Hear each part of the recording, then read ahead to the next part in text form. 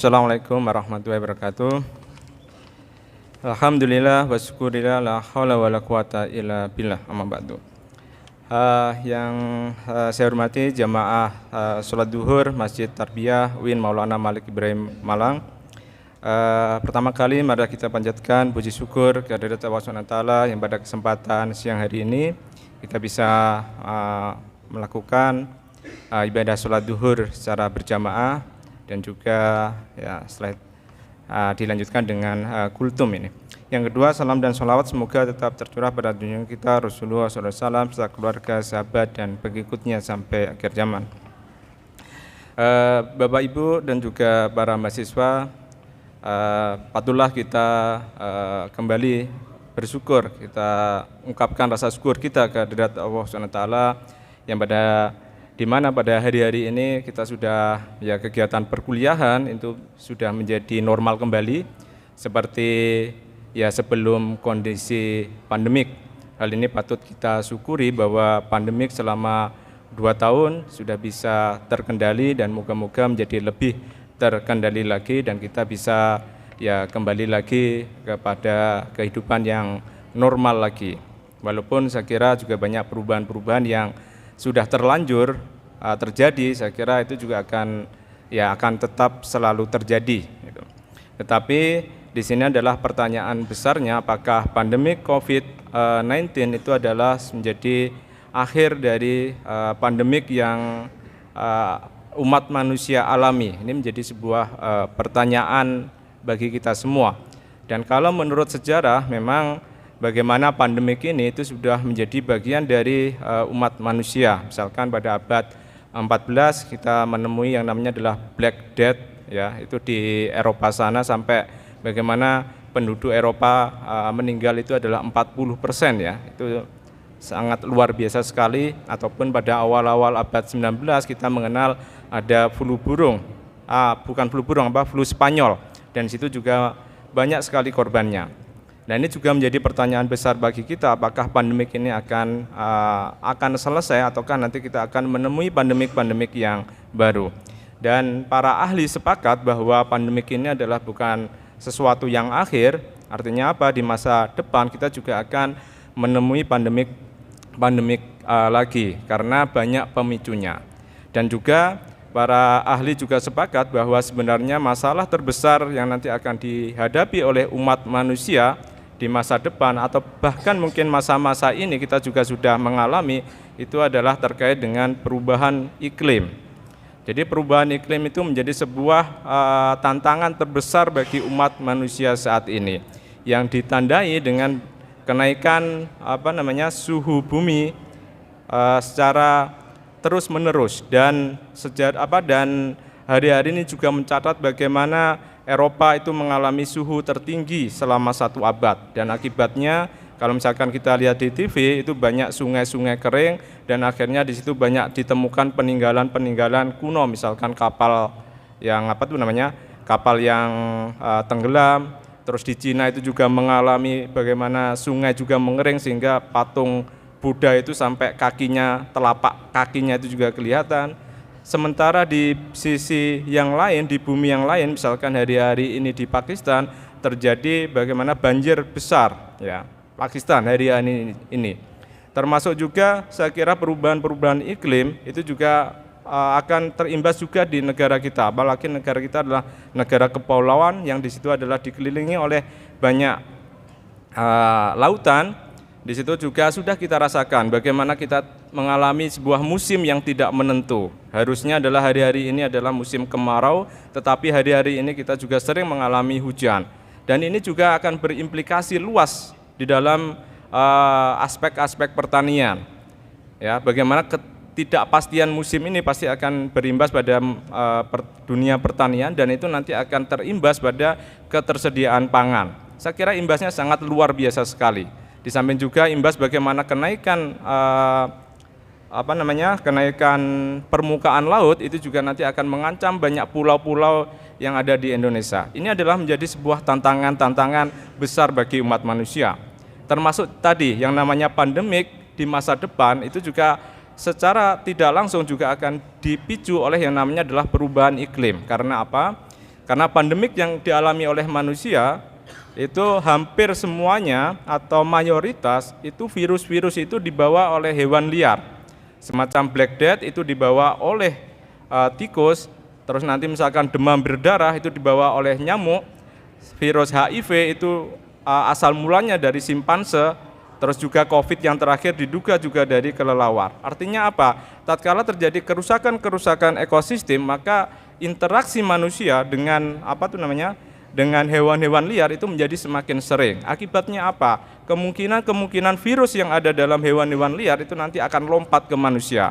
Dan nanti akan menjadi sebuah masalah tatkala virus yang lompat ke manusia itu bisa lompat ke antar manusia. Pasti kita nanti akan mengalami yang namanya adalah pandemik-pandemik baru. Sehingga semua sepakat bahwa yang namanya perubahan iklim ini menjadi sebuah tantangan terbesar bagi umat manusia saat ini dan saat-saat yang nanti akan saat-saat mendatang. Dan saya kira para mahasiswa yang merupakan generasi muda pasti itu akan menjadi sebuah tantangan terbesar bagi kalian ya. Sehingga memang kita harus bisa menjadi sebuah solusi-solusi terkait dengan perubahan iklim ini. Ya.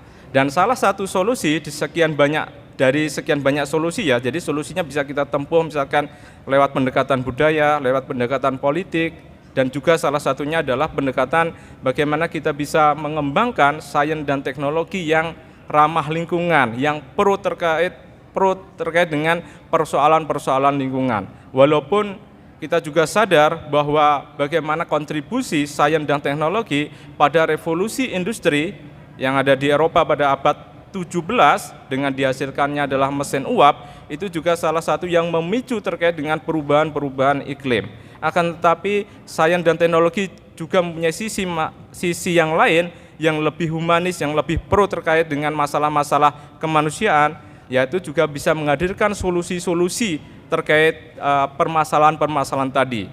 Sehingga memang sangat luar biasa sekali saya kira adalah para pendahulu kita yang ada di UIN Maulana Malik Ibrahim Malang ini yang meletakkan dasar-dasar pemikiran pendidikan yang ada di kampus kita tercinta ini, yang sudah memberikan sebuah istilahnya adalah jiwa bahwa pengembangan sains dan teknologi itu harus berbasiskan nilai-nilai Islam. Saya kira itu sangat luar biasa sekali, karena sekali lagi Al-Quran juga sudah banyak menyinggung terkait dengan masalah-masalah kerusakan lingkungan tadi, dan kita juga ingin menghadirkan solusi-solusi terkait dengan persoalan-persoalan itu. Sehingga sekali lagi walaupun sains punya tadi bisa menjadi dua mata sisi yang berbeda, tetapi di kampus ini kita sudah mempunyai dasar yang baik, yaitu terkait dengan konsep yang namanya adalah integrasi sains dan Islam. Contoh bagaimana sains bisa menjadi sebuah solusi terhadap perubahan iklim, saya kira saat hari-hari ini kita juga sedang memulai menikmatinya, yaitu adalah misalkan bagaimana mulai ngetren itu adalah terkait dengan mobil listrik atau sepeda listrik, walaupun harganya masih terlampau mahal. Karena dengan menggunakan baterai maka emisi gas buangnya menjadi sangat ramah lingkungan. Akan tetapi itu juga menjadi sebuah pertanyaan, apakah itu juga mobil listrik dan yang lainnya adalah sebuah solusi yang permanen? Kalau menurut ilmu pengetahuan adalah tidak. Karena kalau misalkan kita menganut ke ilmu kimia, ada namanya adalah hukum pertama termodinamika, bahwa energi listrik yang dihasilkan oleh baterai pasti ada asal usulnya di situ. Dan kalau di Indonesia pasti asal usulnya adalah lewat pembangkit listrik tenaga yang banyak adalah batu bara, dan batu bara juga pasti akan menghasilkan emisi CO2 di sana.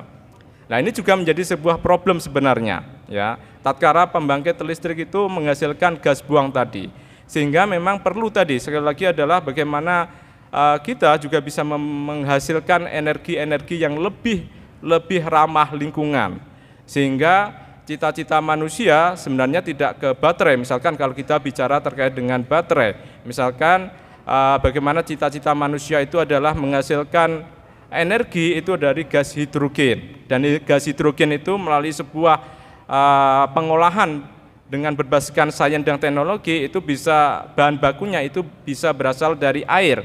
Jadi air itu bisa menghasilkan gas hidrogen, dan hidrogen itu nanti bisa menggerakkan mesin. Dan kemarin Jerman sudah Jerman itu sudah menguji cobakan kereta dengan bahan bakar hidrogen. Itu Jerman sudah. Dan saya kira 10 tahun ke depan kendaraan-kendaraan berbasis hidrogen itu nanti akan menjadi semakin besar. Cuma pertanyaannya besar adalah pertanyaan besar bagi kita adalah sebenarnya kedudukan umat Islam dalam konstelasi solusi-solusi terkait dengan masalah-masalah kemanusiaan itu ada di mana? Itu yang menjadi pertanyaan besar bagi kita. Kalau kita ingin memajukan peradaban Islam, kita ingin menjadikan bahwa Islam sebagai rahmatan lil alamin, tentunya kita bisa menghadirkan atau bisa menghasilkan solusi-solusi terkait dengan masalah-masalah kemanusiaan di atas. Dan sekali lagi salah satunya tadi adalah dengan belajar yang namanya adalah sains dan teknologi. Oleh sebab itu, mumpung ini juga masih semester awal-awal, jadi masih awal-awal perkuliahan, maka bagi adik-adik mahasiswa saya kira ini adalah kesempatan terbesar bagi kalian untuk belajar banyak hal. Yang di Saintek otomatis akan belajar sains dan teknologi, maka itu yang rajin, yang serius, sehingga nanti di masa depan kita bisa menghasilkan atau kita bisa mempunyai sosok-sosok ilmuwan muslim ya, yang sudah dicita-citakan oleh para pendiri atau pendahulu di kampus ini, sehingga kita juga akan berharap ilmuwan-ilmuwan muslim itu tadi bisa menghadirkan solusi-solusi terkait dengan masalah kemanusiaan. Dan suatu saat kita juga bermimpi misalkan alumnus di kampus kita juga misalkan bisa memperoleh hadiah Nobel semisal, karena hadiah Nobel itu adalah parameter istilahnya adalah berpengaruhnya suatu ilmuwan. Jadi kalau ilmuwan itu mendapatkan hadiah Nobel, pasti pengaruh di dalam dunia ilmu pengetahuan itu adalah sangat-sangat kuat sekali. Sehingga saya kira ini menjadi sangat